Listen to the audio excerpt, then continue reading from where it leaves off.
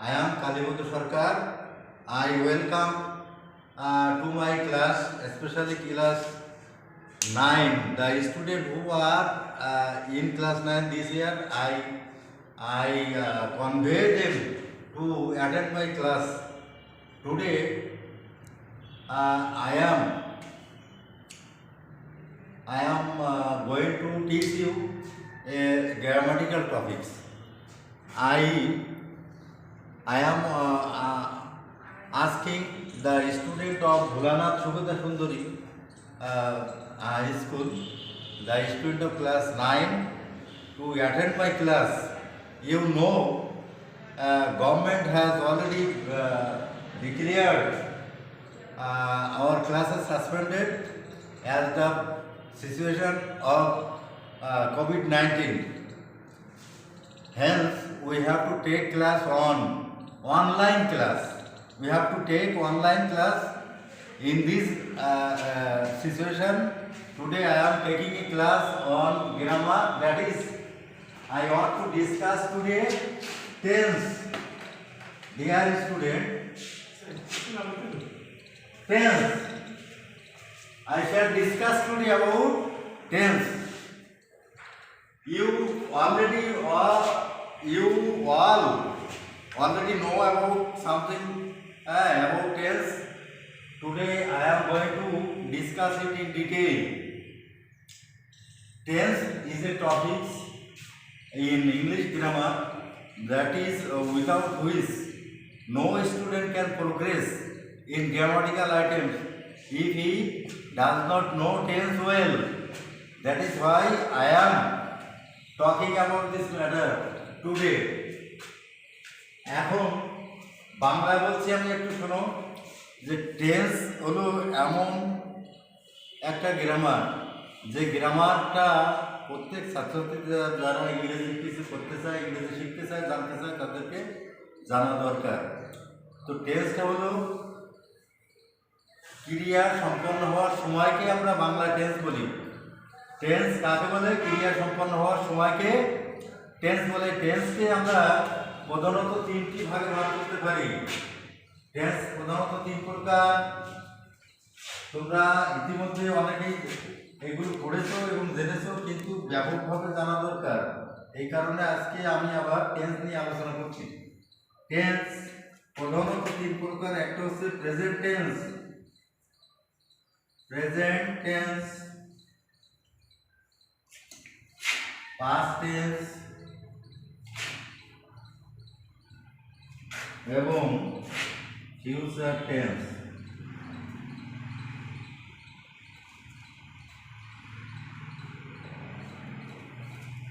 এই টেন্স বললাম যে ক্রিয়া কখন কখন সম্পন্ন হচ্ছে তার উপরে নির্ভর করে প্রধানত আমরা টেন্সকে তিন ভাগে ভাগ করতে পারি।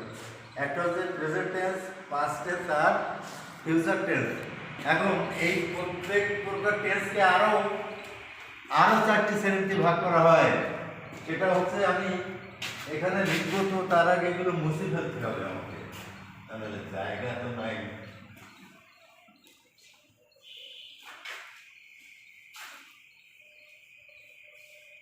প্রত্যেক টেন্সকে আরো চারটি ভাগে ভাগ করা হয়। এক নম্বর ইনডেফিনিট,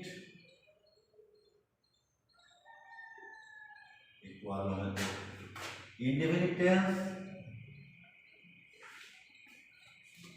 দুই কন্টিনিউয়াস টেন্স।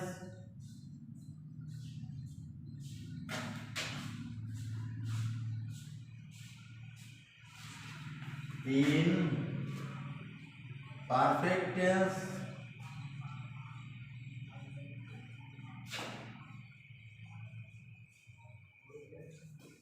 চার পারফেক্ট কন্টিনিউয়াস।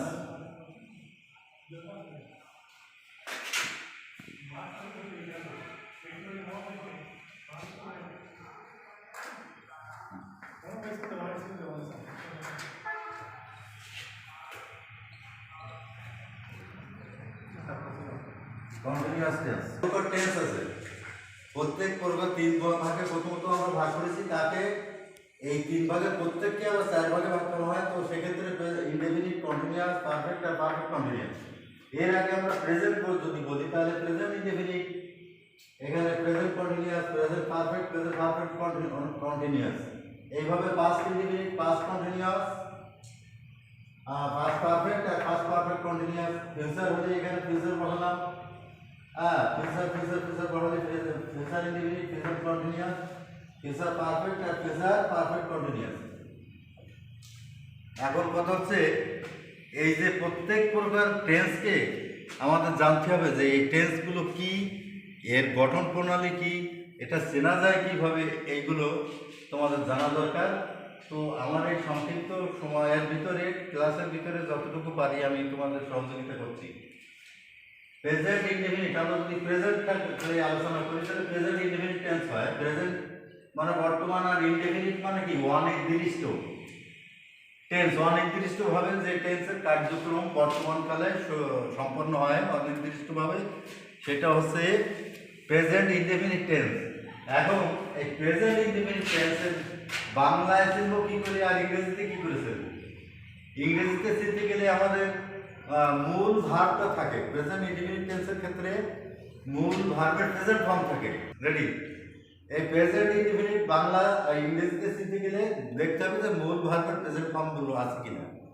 আর এর পার্সন ভেদে আবার এই ভার্বের কখনো ভার্বের সাথে এস বা ইএস হয়, যদি কিনা থার্ড পার্সন সিঙ্গুলার নাম্বার হয় তাহলে ভার্বের সাথে এস ইএস যোগ করতে হয়। যেমন এটা আই টিচ ইউ ইংলিশ, এই সেন্টেন্সটা সাবজেক্ট হলাম আই, টিচটা ভার্ব, আর ইংলিশ ওর অবজেক্ট হিসাবে আছে এখানে। এখন দেখো ভার্বটা আছে টিচ, এই টিচের প্রেজেন্ট ফর্ম যদি আসে তাহলে আমরা বুঝি যে এটা হচ্ছে গিয়া তোমাদের প্রেজেন্ট ইনডেফিনিট টেন্স। এরকমভাবে হি গোজ টু স্কুল, এই ভার্বের সাথে এস বা ইএস থাকে যদি তাহলে ওটা প্রেজেন্ট ইনডেফিনিট টেন্সের হয়। দে প্লে ফুটবল, ভার্বের প্রেজেন্ট ফর্ম আছে তাহলে এটা প্রেজেন্ট ইনডেফিনিট টেন্স। এখন বাংলায় যদি আমরা চিনতে চাই তাহলে কি হয়, বাংলা ক্রিয়াপদটা কেমন হয়? ক্রিয়াপদের শেষে সাধারণত রস্বই, ও, ইয়া, আ, হ্যাঁ ইত্যাদি ক্রিয়াপদের শেষে থাকে। যখন এসবগুলো থাকে তখন আমাদের বুঝতে হয় যে এটা প্রেজেন্ট ইনডেফিনিট টেন্স। আর এই প্রেজেন্ট ইনডেফিনিট টেন্সের কোনো সেন্টেন্স গঠন করতে গেলে আমাদের সেন্টেন্সে একটা প্যাটার্ন আছে, সেই প্যাটার্নটা অনুসরণ করতে হয়। কীরকম প্যাটার্ন? প্রথমে আমাদের সাবজেক্ট লিখতে হয়। সাবজেক্ট ইংরেজি সেন্টেন্সের বেলায় দেখো এই সাবজেক্টটা আসে প্রথমে, তারপর আসে ভার্ব। ইংরেজি সাবজেক্টের বেলায় কি আসে? সাবজেক্ট আর ভার্বটা আসে। কিন্তু বাংলা বাক্যে কর্তার পরে কিন্তু আর অবজেক্টটা শেষে, ইংরেজি সেন্টেন্সের সাবজেক্ট ভার্ব আর অবজেক্টটা শেষে বসে। এখানে একটা মজার জিনিস আছে। আর বাংলায় হয় কি, বাংলায় প্রথমে কি বসে? কর্তা বসে। কর্তা, কর্তৃ বা কর্তা, কর্তা বসে। এরপরে কর্মপদ বসে, কর্মপদ।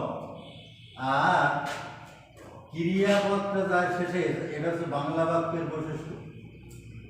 বাংলা বাক্যে কি হয়? প্রথমে কর্তা বসে, কর্মপদ বসে আর ক্রিয়া বসে। আর ইংরেজি বাক্যে কি হয়? ইংরেজি বাক্যে প্রথমে সাবজেক্ট অর্থাৎ কর্তা, তারপরে ক্রিয়াপদ অর্থাৎ ভার্বটা বসে এবং কর্মপদ অর্থাৎ অবজেক্ট শেষে বসে। এখন এখানে গল্প আছে। তোমরা একটা গল্প আমি বলি ছোট করে, যদিও কেউ শুনতেছে কিনা আমি জানি না আমার ক্লাস। গল্পটা হচ্ছে এই বাংলা মানে বাঙালিদের পরিবারে যখন আহার করতে বসে তখন প্রথমে কর্তা বসে, এরপরে তার কর্মপদ অর্থাৎ তার বাচ্চারা বসে। এই বাচ্চারা কর্মপদ হিসাবে বিবেচনা করা হয় বাচ্চাদেরকে।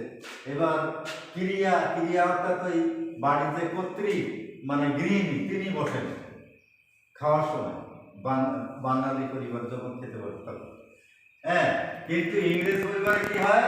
ইংরেজিতে কর্তা থাকে ওই বাড়ি, সে বসে। তারপর যিনি কর্ত্রী অর্থাৎ যিনি হলেন ওই বাড়ির কাজকর্ম করেন, সব কিছু ক্রিয়াপদ যাকে বলা হচ্ছে তিনি বসেন, তারপর অবজেক্ট অর্থাৎ ওই বাচ্চা কাচ্চা বসে। এইভাবে মজা করে আমরা এই বিষয়গুলো বাংলা এবং ইংরেজি বাক্যর গঠনটা মজার মাধ্যমে আমাদের মনে রাখতে পারি। তো এখন কথা হচ্ছে যে কিভাবে গঠন করব। যখন আমি চিনলাম যে বাংলা এইভাবে গঠনটা করতে হবে, তো এখন এই সাবজেক্ট আবার পার্সন আমাদের 2-3 প্রকার আছে। এখানে আমার পার্সন নিয়ে কথা হয়। পার্সন হচ্ছে ফার্স্ট পার্সন, সেকেন্ড পার্সন আর থার্ড পার্সন। যখন থার্ড পার্সন আছে, কোনো থার্ড পার্সন কোনো বাক্যের যদি সাবজেক্ট হয় এবং তা যদি সিঙ্গুলার নাম্বার হয়, ওই পার্সনটা সিঙ্গুলার হয়, তখন ভার্বের সাথে এস বা ইএস যোগ করতে হয়। এখন সে বাড়ি যায়, তখন আমরা লিখব কি হি গোস, গো দেখো হি গো হোম। সে বাড়ি যায়, হি গো হোম। কিন্তু কথা হচ্ছে যে কর্তা থার্ড পার্সন এবং এইটা প্রেজেন্ট টেন্স আছে, তাহলে ভার্বের সাথে একটা এস বা ইএস দেবো। শোনো, এখন এস দেবো কি ইএস দেবো এই নিয়ে একটু সংশয় দেখা যায়। কখন এস দেব এবং কখন ইএস দেব। তো যেসব ভার্বের শেষে O, X, Z, S S, S, CH ইত্যাদি থাকে ভার্বের শেষে, সেই সব ভার্বের সাথে ইএস যোগ করতে হয়, আর অন্য জায়গায় শুধু এস যোগ করতে হয়। হি গোজ হোম, এখানে আরেকটা জিনিস আছে, এখানে একটা প্রিপজিশন আমরা বসাতে পারি কি পারি না, সেটার একটা বিষয়। হি গোজ টু হোম, এখন টু বসে না, হোমের আগে টু বসে না। এটা কেন? এটা হচ্ছে হোম একটা অ্যাডভার্বিয়াল অবজেক্ট, অর্থাৎ অ্যাডভার্বের আগে কোনো প্রিপজিশন বসে না। হোম অ্যাডভার্বিয়াল অবজেক্ট, তাই ওর আগে টু বসে না। কোনো স্থান বোঝালে সাধারণত ওই সেটাকে অ্যাডভার্ব বোঝায়। স্থান বোঝাতে অ্যাডভার্বকে নির্দেশ করে, কোনো স্থান বোঝালে সেটা অ্যাডভার্বকে বোঝায়। তো তার আগে টু বসে না। কিন্তু দেখো ব্যতিক্রম আছে, হি গোস টু স্কুল,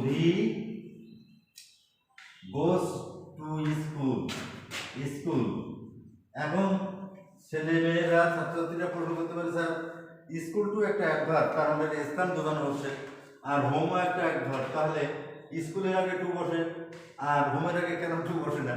সেক্ষেত্রে আমি একেবারে আমার পার্সোনালি একটা মানে এক্সপ্লানেশন, সেটা হচ্ছে যে আমাদের এই বাড়ির সাথে এত নারীর সম্পর্ক গভীর যে এর মাঝখানে কোনো প্রিপজিশন দিয়ে আমরা ওর থেকে আমাদেরকে বিচ্ছিন্ন করতে চাই না।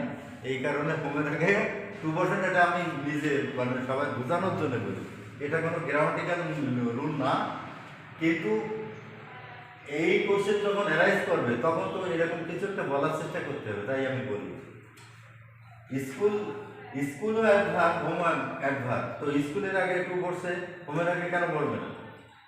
তো সেক্ষেত্রে হচ্ছে এরকমই কথা যে আমরা বাড়ির সাথে আমাদের নারীর এত সম্পর্ক যে ওর আগে কোনো প্রিপজিশন দিয়ে আমরা ওর সাথে সম্পর্ক আমরা একটু নিজেদেরকে ধরে রাখতে চাই না, কাছাকাছি থাকতে চাই, এই জন্য ওর আগে টু বসাই না, এরকম করে বলার চেষ্টা করি। এখন এই হচ্ছে প্রেজেন্ট ইনডিফিনিট টেন্স। এখন প্রেজেন্ট ইনডিফিনিট টেন্স এটা আবার 2-3 ভাগে আকারে প্রত্যেক সেন্টেন্সকে, এটা অ্যাফার্মেটিভ হতে পারে, নেগেটিভ হতে পারে, ইন্ট্রোগেটিভ হতে পারে। তো এটা কিভাবে আমরা করি? অ্যাফার্মেটিভ হলে তো সেই ক্ষেত্রে নট বসে না, আমরা অ্যাফার্মেটিভ নিয়ে আলোচনা করছি। এখন নেগেটিভ যদি হয় তাহলে কি হয়? নেগেটিভ হি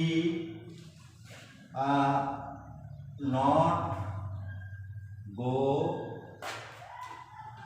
টু স্কুল, এটাকে নেগেটিভ করবো। এখন নেগেটিভ করতে গেলে মূল ভার্ব বলা কোনো সেন্টেন্সকে নেগেটিভ করতে গেলে আমরা do not, does not, did not আনতে হয় আমাদের। তো যেহেতু এটা প্রেজেন্ট টেন্স আছে, তাহলে আমরা ডাজ নটই লিখি না, does not, he does not. আর এর সাথে যে ইয়েসটা এখানে ছিল না, এই ইয়েসটাকে উঠিয়ে নিয়ে আমরা ডু এর সাথে বলে ডাজ বানাইছি। কাজেই এখানে কিন্তু আর ওই এস বা ইয়ের যেটা ছিল সেটা বলবে না। আমাদের ছেলেমেয়েরা ছাত্রছাত্রীরা করে কি, এখানে ডাজ নট বসেছে ঠিক আছে, কিন্তু আবার এর সাথে ইয়েসটাও রেখে দিয়েছে। এটা কিন্তু ঠিক না, কারণ আমরা একবারই ব্যবহার করতে পারবো এই এস ইয়েস। তো ভালো আমরা ডু এর সাথে যখন ব্যবহার করছি ডাজ ইজ আছে, তখন আর ইয়েস এখানে বসানোর কোনো প্রশ্নই আসে না। সেক্ষেত্রে এরকম হবে হি does not go to school, এটা হচ্ছে নেগেটিভ। আর এটা ইন্টিগ্রেটিভ করতে চাই যদি উইদাউট চেঞ্জিং মিনিং, তাহলে এটাকে সংক্ষেপে লিখতে হয়। সেটা হচ্ছে doesn't he go to school. এটা হলো ইন্টিগ্রেটিভ এবং নেগেটিভ দুটো হয়, তাহলে এই অর্থের পরিবর্তন হয় না। তোমরা তো নাইনে, এখন আমি নাইনের ছাত্রছাত্রীর সাথে কথা বলছি, সেই কারণে তাদের ট্রান্সফরমেশন করতে হয়।